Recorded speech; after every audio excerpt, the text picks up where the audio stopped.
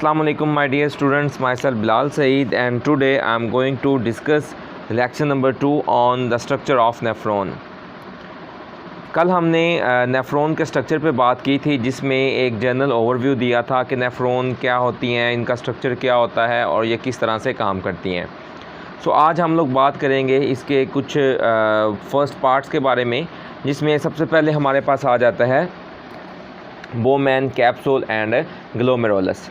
सो जब हम बात करेंगे कि हमारे पास जो इसका फर्स्ट स्ट्रक्चर है वो एक कप शेप स्वेलिंग है, ठीक है, जिसको हमने नाम दिया था बोमेन कैप्सूल।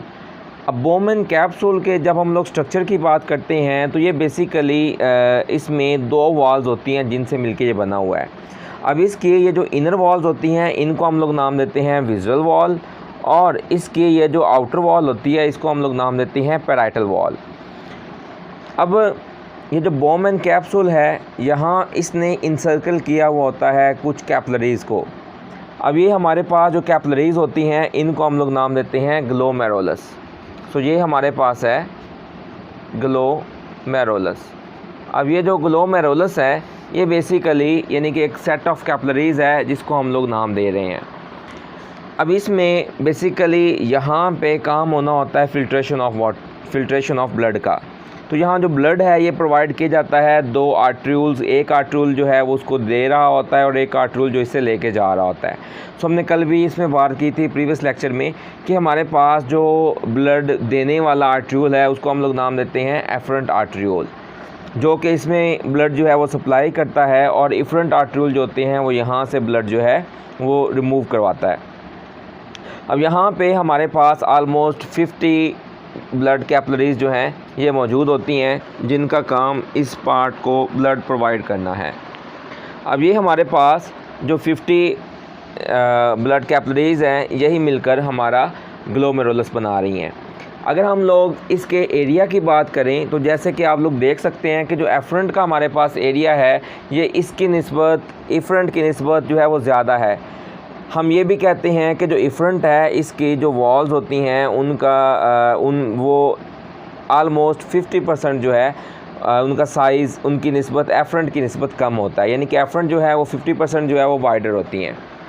इससे ग्लोमेरुलस के अंदर जो ब्लड का प्रेशर है वो इंक्रीज़ होता है, क्योंकि जो ब्लड एंटर हो रहा है उसकी अमाउंट ज़्यादा होती है जबकि जो एग्ज़िट हो रहा होता है उसकी अमाउंट कम होती है, जिसकी वजह से इसके अंदर जो प्रेशर है वो जनरेट होता है और प्रेशर की वजह से ही फिल्ट्रेशन होती है। तो जब हम बात करते हैं कि हमारे पास जो इनर वॉल होती है जिसको हमने नाम दिया था विजुअल वॉल का, इसमें जो सेल्स हैं जो मिलकर बना रहे होते हैं उनको हम लोग नाम देते हैं पोडोसाइट का, यानी कि ये हमारे पास जो सेल्स हैं इनको हम लोग नाम देते हैं कि दीज आर पोडोसाइट। अब ये जो पोडोसाइट, दो पोडोसाइट होते हैं, इनके दरमियान में कुछ पोर्स होते हैं जिनको हम लोग नाम देते हैं स्लिट पोर्स का। इस स्लिट पोर्स के ज़रिए से ही जो हमारा फिल्ट्रेट है वो मूव करेगा ल्यूमन के अंदर। अब जबकि हमारे पास जो इसकी नीचे वाली लेयर है जिसको हमने पैराइटल वॉल का नाम दिया है ये बनी होती है सिंपल स्क्वेमस एपिथेलियल सेल से, इनसे मिलके ये बनी हुई होती है। इन दोनों को अगर हम बात करें बोमेन कैप्सूल की और ग्लोमेरुलस की तो इन दोनों को कलेक्टिवली हम लोग एक और नाम देते हैं जो हम कहते हैं कि दीज आर माल्पीजियन बॉडी और रीनल कॉर्पसल। हम इसको माल्पीजियन बॉडी भी कह सकते हैं और हम इसको रीनल कॉर्पसल का भी नाम दे सकते हैं। अब यहाँ पे चूँकि मेन काम ब्लड की फ़िल्ट्रेशन होनी है तो इसलिए हम बात करते हैं कि यहाँ पे फ़िल्ट्रेशन जो है वो करवाता कौन है। तो यहाँ पे बेसिकली जो फ़िल्ट्रेशन का काम है वो करवाती है फ़िल्ट्रेशन मेम्ब्रेन। फ़िल्ट्रेशन मेम्ब्रेन किस चीज़ से मिलके बनी होती है? यहाँ पे बेसिकली 3 मेम्ब्रेन्स आती हैं जो मिलकर फ़िल्ट्रेशन मेम्ब्रेन बनाती हैं, जिन्होंने जो यहाँ पे आने वाला जो ब्लड है उसको फ़िल्टर करना है। अब उसमें होता क्या क्या है, सबसे पहले हम लोग बात करते हैं कि ये हमारे पास इस तरह है पोडोसाइट्स। अब ये पोडोसाइट की एक हमारे पास जो है वॉल आ गई जो कि एक मेम्ब्रेन के तौर पे एक्ट करती है।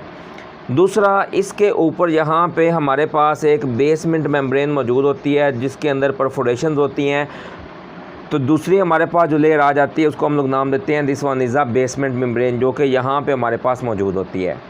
और तीसरी हमारे पास जो मेम्ब्रेन है वो बेसिकली होती है जो हमारे मौजूद ग्लोमेरुलस में मौजूद जो ब्लड कैपिलरीज़ हैं उनकी, क्योंकि जो ब्लड कैपिलरीज़ हैं वो एक सिंगल सेल्स की लेयर के ऊपर मुश्तमिल होती हैं, जिसको हम जो है वो कैपिलरी एंडोथीलियम का नाम देते हैं। तो ये जो कैपिलरी एंडोथीलियम है ये हमारे पास इसमें जो है वो थर्ड मेम्ब्रेन होती है, और ये तीनों मेम्ब्रेन मिलकर फिल्ट्रेशन मेम्ब्रेन बना रही होती हैं, जिनका काम जो है वो यहाँ पे ब्लड को फ़िल्टर करना है।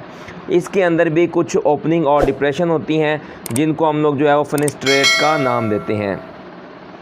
तो यहाँ से जब ब्लड है वो प्रेशर के ज़रिए आएगा, तो प्रेशर के साथ जो है वो फ़िल्ट्रेशन हो जाएगी, और जो मॉलिक्यूल्स हैं जिनको हम लोग ग्लोमेरुलस फिल्ट्रेट कहते हैं वो यहाँ से निकल कर इस ल्यूमन के अंदर आके इकट्ठे हो जाएंगे, जहाँ से इनको फिर जो है वो आगे ट्यूब्यूल के अंदर भेज दिया जाएगा। अब इसके बाद हमारे पास पोर्शन स्टार्ट हो जाता है जो एक कन्वोलेटेड रीजन होता है, जिसको हम लोग नाम देते हैं पीसीटी। हम इसको यहाँ पे अलग ड्रॉ करते हैं ताकि हम इसको अंडरस्टैंड कर सकें कि पीसीटी का हमारे पास क्या मेन फंक्शन है। अब जो पीसीटी क्या है, this is the proximal convoluted tubule. इसकी जो इनर वॉल्स होती हैं वो हम कहते हैं कि these are brush border epithelium, कि इनर वॉल जो होती हैं उनकी जो एंडिंग होती है वो ब्रश लाइक बॉर्डर होते हैं। अब ये जो ब्रश बॉर्डर होते हैं उनको हम लोग नाम देते हैं माइक्रोवेलाई का। माइक्रोवेलाई इनकी शेप इस तरह से हमारे पास होती है, जिस तरह आपको यहाँ पे डायग्राम के अंदर नज़र आ रहा है कि ये हमारे पास जो सेल्स होते हैं वो इस तरह से मौजूद होते हैं, जिनमें कुछ फिंगर लाइक प्रोजेक्शन से होती हैं, ब्रश लाइक बॉर्डर्स होते हैं, जिनको हम लोग नाम देते हैं माइक्रोवेलाई का। माइक्रोवेलाई का यहाँ पे क्या फंक्शन है, microvilli are there for increasing the absorption area, कि यहाँ पे जो रीअब्जॉर्प्शन हम लोग करना चाहते हैं उसके एरिया को इंक्रीज़ करने के लिए यहाँ पे मौजूद होती हैं। अब यहाँ पे इनके साथ साथ हमारे पास जो पीसीटी हैं यानी कि प्रॉक्सिमल कन्वोलेटेड ट्यूब्यूल हैं, इनके अंदर नंबर ऑफ़ माइटोकॉन्ड्रिया भी मौजूद होते हैं। इन नंबर ऑफ़ जो माइटोकॉन्ड्रिया है इनका क्या फ़ंक्शन होता है, चूँकि यहाँ पे हमारे पास जो अपटेक होनी है उसमें ज़्यादातर एक्टिव अपटेक होती है, जिसमें ग्लूकोज के मॉलिक्यूल्स हैं, अमाइनो एसिड के मॉलिक्यूल्स हैं, या सोडियम और पोटाशियम के मॉलिक्यूल्स हैं। इनकी जो रीअब्जॉर्प्शन होती है वो एक्टिवली होती है, तो एक्टिव के लिए हमें जो है वो एनर्जी की ज़रूरत होती है, तो ये एनर्जी आती है हमारे पास माइटोकॉन्ड्रिया से। सो इनके अंदर हमारे पास नंबर ऑफ़ माइटोकॉन्ड्रिया भी प्रेजेंट होते हैं।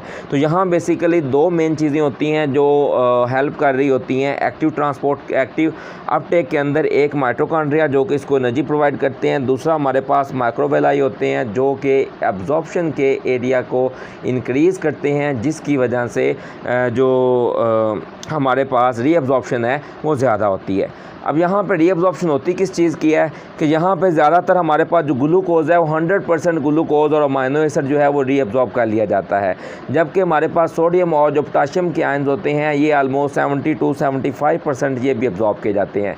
इसके अलावा जो नेफ्रॉन पूरी के अंदर जो वाटर की रीअब्जॉर्प्शन है वो 99.5% होती है, जिसमें से कुछ पोर्शन पहले हमारे पास हो जाता है, जबकि बाकी पोर्शन आगे मूव करते हैं डिसेंडिंग लिम्ब के साथ, और आगे फिर जो कलेक्टिंग ट्यूब्यूल डक्ट होती है उसके अंदर जाके होता है। तो ये हमारे पास जो सेकंड पोर्शन है इसको हम लोग नाम देते हैं प्रॉक्सिमल कन्वोलेटेड ट्यूब्यूल का। तो प्रॉक्सिमल कन्वोलेटेड ट्यूब्यूल जो है वो बेसिकली इनमें ग्लूकोज अमाइनो एसिड जो है वो ज़्यादा रीअब्जॉर्प्शन के लिए का जो फंक्शन है वो परफॉर्म करती है।